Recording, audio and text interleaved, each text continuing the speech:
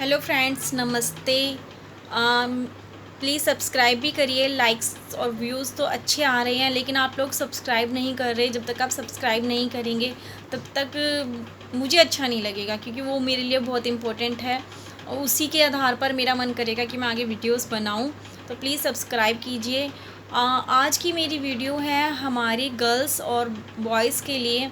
Special girls के लिए ही है, लेकिन बॉयज़ भी इस चीज़ को समझ सकते हैं, समझना चाहें तो। जैसे कि अभी रिज़ल्ट आया है हाल ही में 10th और 12th का, तो मैं बात करने जा रही हूँ उन बच्चों के लिए जो अब कॉलेज जाएंगे या कोई डिप्लोमा करेंगे या कोई आईटीआई ज्वाइन करेगा, कोई कुछ करेगा। तो इस टाइम पर आकर बहुत सारे बच्चों के साथ ऐसा होता है कि वो बच्चे कई बार समझ नहीं पाते हैं या उनके पेरेंट्स नहीं समझ पाते हैं, और गलत कोर्स में बच्चा आ जाता है। बच्चा 1 साल 2 साल भी ख़राब कर लेता है, उसके बाद वो दोबारा से किसी और कोर्स में जाता है। उसे लगता है ये मेरे लायक था ही नहीं, तो मैं इस कोर्स को छोड़ूँ, अब उसमें जाता हूँ।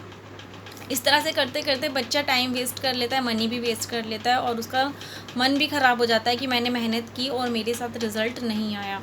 मैं ये बात इसलिए कह रही हूँ कि हमारी कुछ फैमिलीज़ ऐसी होती है, मिडिल क्लास फैमिलीज़ में भी कुछ ऐसा ही होता है कि प्रॉपर तरीके से हमें सारी चीज़ों की जानकारी नहीं होती है। हमें ड्यू के बारे में पता होता, मतलब कि हमें कॉलेजेस के बारे में नहीं पता होता, हमें आईटीआई के बारे में सही से जानकारी नहीं होती। तो मैं यही बात करने जा रही हूँ। पहले तो मैं ये कहूँगी कि जिन लड़कियों ने 10th और 12th क्लियर किया, जिन्होंने 10th क्लियर किया, तो सबसे पहले अपने सब्जेक्ट जो लेना चाहते हैं, जैसे आर्ट्स है, कॉमर्स है, होम साइंस है, ठीक है, तो आप अपने सब्जेक्ट चुनने से पहले सबसे पहले अपनी अंतरात्मा से पूछिए। क्या होता है, कई बार मैंने एक चीज़ देखी है कि परसेंटेज अच्छी आ गई, 99 हो गई, 87 हो गया, 81 हो गया, तो सडनली घर वाले और स्कूल वाले कहने लगते हैं कि आपकी परसेंटेज तो बहुत अच्छी आई है, आप ऐसा करिए, आप कॉमर्स ले लीजिए, आप ऐसा करिए, आप साइंस ले लीजिए।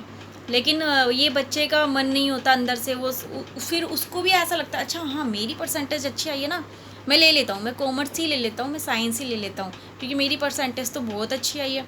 आप परसेंटेज की तरफ मत देखिए कि परसेंटेज कितनी आई है। मैं उन पेरेंट्स से कह रही हूँ, प्लीज़ आप बच्चों की परसेंटेज मत देखिए कि बच्चों की परसेंटेज क्या आई है। आप बच्चे का मन देखिए, बच्चे की विल पावर देखिए, बच्चे का इंटरेस्ट देखिए।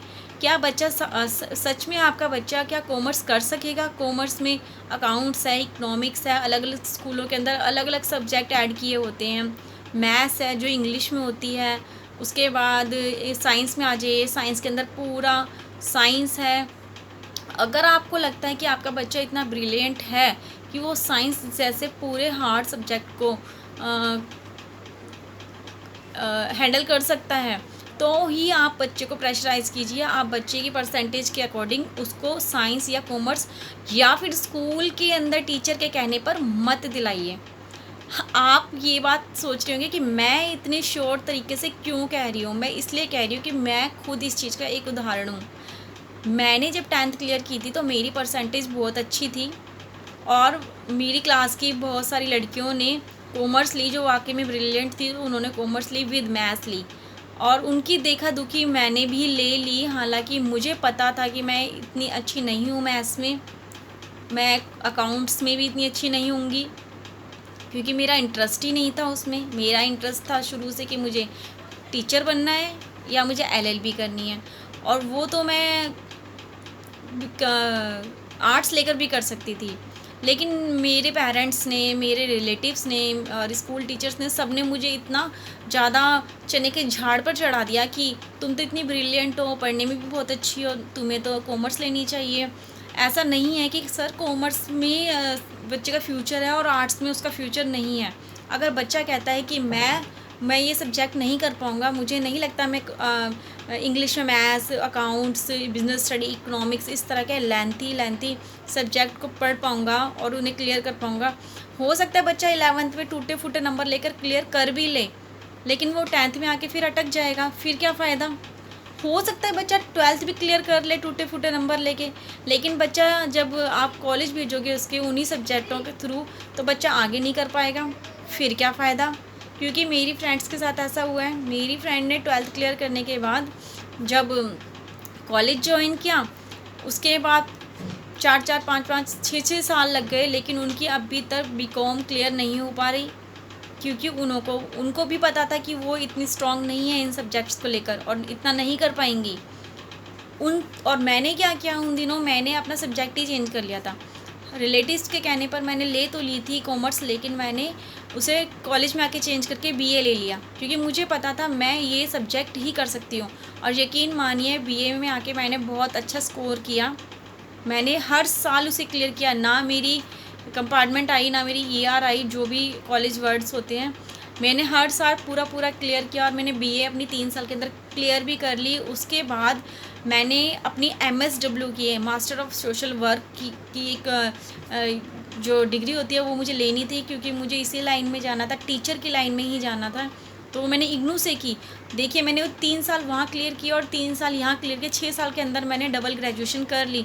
और जहाँ मेरी और फ्रेंड्स थी वो कॉमर्स की वजह से ही 6-6 साल में अपनी बीकॉम भी क्लियर नहीं कर पाई। तो क्या फ़ायदा। मैं आपको अपनी ये पूरी कहानी और अपनी फ्रेंड्स की पूरी कहानी इसलिए समझा रही हूँ कि आप बच्चे को प्रेशराइज़ मत करना उसकी परसेंटेज देखकर कि बच्चे ने अच्छी परसेंटेज ली है। आप बच्चे से पूछना कि आपका इंटरेस्ट क्या है और आप क्या बनना चाहते हो। और उससे भी ज़्यादा इम्पोर्टेंट है आप अपनी पॉकेट देखना। खुशी खुशी में हम बच्चे को हैवी कोर्सेज़ के अंदर डाल देते हैं, फिर उसके बाद जब हम उस चीज़ को नहीं उठा पाते हैं, उसका खर्चा नहीं उठा पाते, तो हम बच्चे को कहते हैं यहीं रुक जाओ, नहीं हो पाएगा हमसे।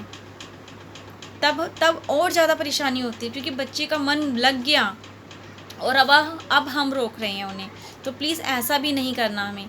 आज के आज ही आप क्लियर कर लेना कि आपके बच्चे ने 10th क्लियर की है, तो अब आपको 11th में क्या दिलाना है उसको, commerce, art, science, home science, जिसमें भी वो ब्रिलियंट हो। लोग होम साइंस लेना नहीं पसंद करते, उन्हें लगता है होम साइंस में तो कोई लाइफ ही नहीं है।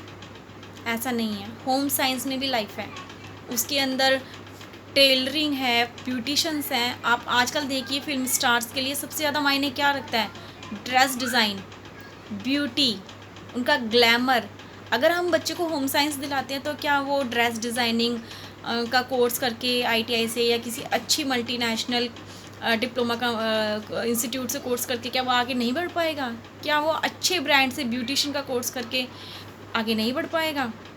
सब कुछ हो सकता है। बस आप बच्चे से पूछना कि उसका इंटरेस्ट क्या है, उस पर प्रेशर मत करना प्लीज़।